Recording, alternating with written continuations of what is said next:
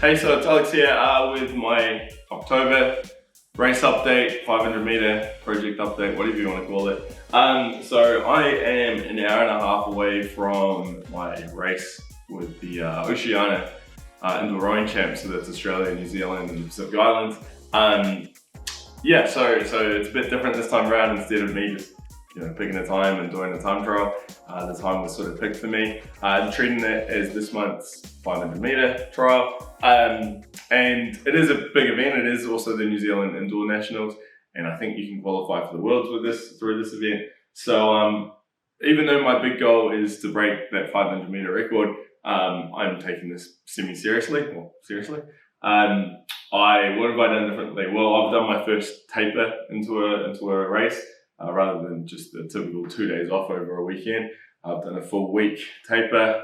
So there was no weight sessions, just some low volume, low intensity work. So it's been a bit different. It is a Saturday. I haven't raced on a Saturday before, so yeah, it's been a little bit different. But I'm actually keen to get back into training because this week's felt funny. Just having all this extra time and just coming in for a little paddle and then being done. So looking forward to actually getting back into racing, rowing, training, and all that. As for the race today, I think I'm just going to stick to what's been working rather well, and that's go out hard, sit on a good number like 850 watts, and just hold that as long as I can, and then just try not to completely die at the finish. I know it's not the best approach, but it seems to work best for me. And I think this event there's going to be a lot of adrenaline and excitement, so I may as well just tap into that extra power at the start. Though at the same time, people say it's a race, competition, you do better. But it's weird, like I'm here in the gym on my own. I've just got computers and cables everywhere. So whether I'll get that same performance hit, I'm not too sure. In fact, my time could even be a little bit slower because the timer starts when it says row on the machine. So there could be a bit of a slight delay there, with the start, maybe 0.2 of a second, for instance, which is quite a lot in a 500 meter, right? So who knows what's going to happen. But that's the plan. The big things I've done differently have been the taper week, and also I'm going to take a bit more caffeine. I typically don't use caffeine prior to this workout, so maybe we'll get a bit of a boost there. I am very nervous. I don't know if you can tell. I haven't really done a race for like 14 odd years, I think. So yeah, a little bit nervous on that front. Goal-wise, look, I want to get into the 115s. I want to crack that 800 watt average. I think physically I'm there. Like I should have been there on that last attempt. So yeah, that's the goal, just to get into the 15s, and then we'll start working away on that once I'm in there. So anyway, let's see how it goes. Eric, we've got a huge number of races or events in this next race: 19 to 29 men, 30 to 39 men, to 59 men's PR3, 65 to 69 men, 70 to 74. Ready for this race, should be underway. Still having maybe one or two bits of connections. And it looks like we're away here, Eric, in this racing. Currently leading in the men's 30 to 39, I think it is Alex Fergus up the top of his screen,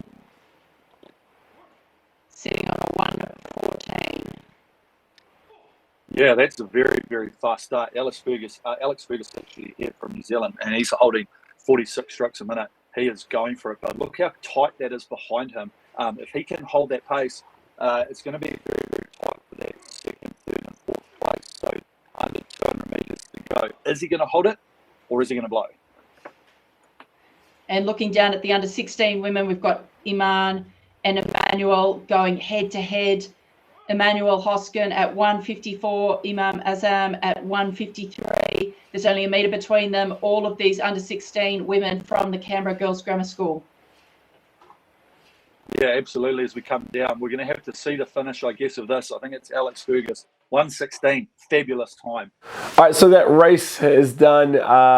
overall, I placed second in the Oceania Champs. I know in the video you probably just watched, I won the race for my division, but for some reason, the men's 30 to 39 category was split across like 3 heats. I don't know why they did that. It seemed a bit ridiculous, but hey, it's how it was done. So when all the results were in, I placed second. I also got the second fastest time out of the whole competition for the 500, including, you know, up against the younger guys. So hey, go me. So that was cool.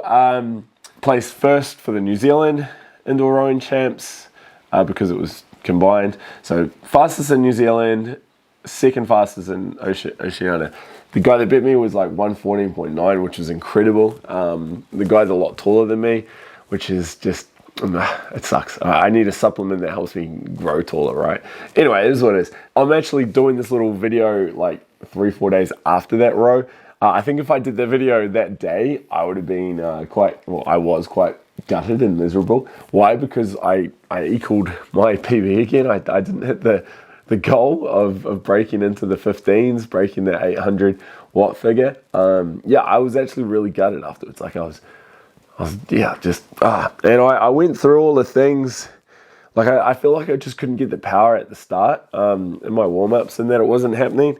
But since then, I've done a lot of talking and a lot of posts over at the Concept 2 forum. I'll put a link to that below. And I got a lot of insights from people who have done a lot of racing, including like high-level, you know, world champ sort of podium finishes and that. And they reckon that a race is, you know, 0.3 seconds. You're always about 0.3 seconds slower because of the reaction time. So typically if I'm doing a time trial row, as soon as I start rowing, the timer starts. With a race, it says go, and then you row, right? And so if you're taking half a second or a fraction of a second, that's part of your race, right? I mean, it's the same for everyone, so you're still finding the fastest person on the day, but it's not the best from a PB point of view. So that's kind of cool understanding that. The other thing was, I typically start at the back of the slide forward, and then go, like big rebound.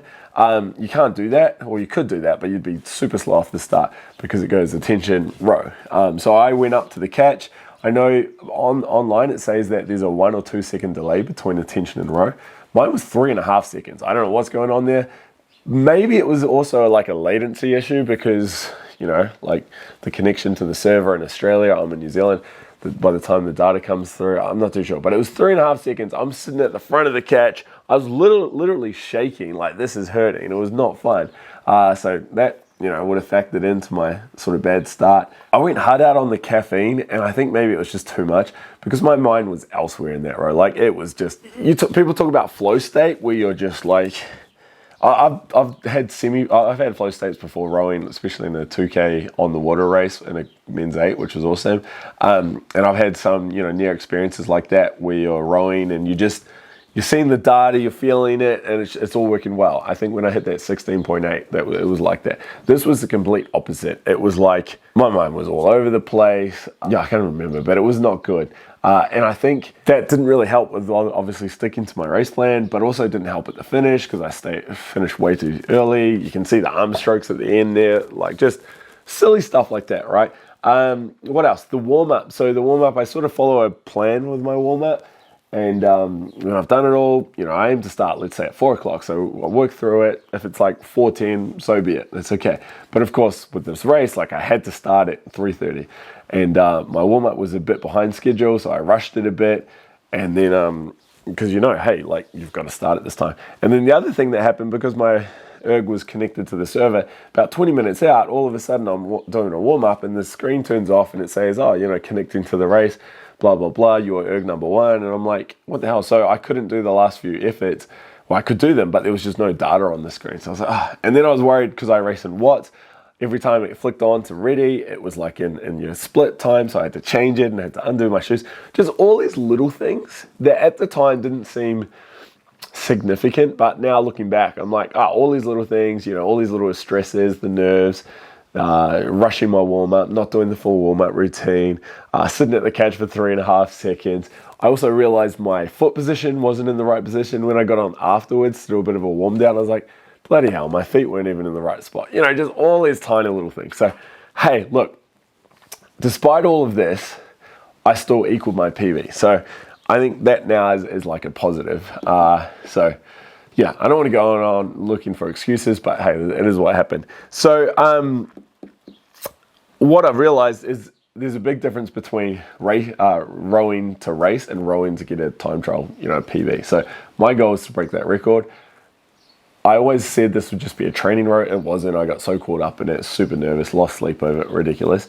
But I know now going forward, like, look, if I do another race, sweet as, it's a race. Like, don't take it too seriously. Anything could happen. If I do well, great. Don't read into the time. Read into the time on my effort, on my time trial days. So going forward now, I will hopefully do another one before Christmas, maybe another 300 as well. Next year they've got the Worlds. It's in Canada. I don't think I'll bother. I definitely won't go over to that. I may see if I can qualify virtually and do a virtual race. But again, it could be like a 2 a.m. in the morning race, in which case I probably wouldn't worry about it. I don't know. We'll just see how it plays out. After this weekend's experience, I'm not going to obsess too much about the racing. So yeah, hey, look, I'll be back one day and I'm going to say, yes, finally I got 15 seconds. And then one day will be 14 seconds. And then one day, hey, hopefully will be 13 seconds. But that's a long way off. Anyway, thanks for the support. That was a little update. And we'll talk later. Bye.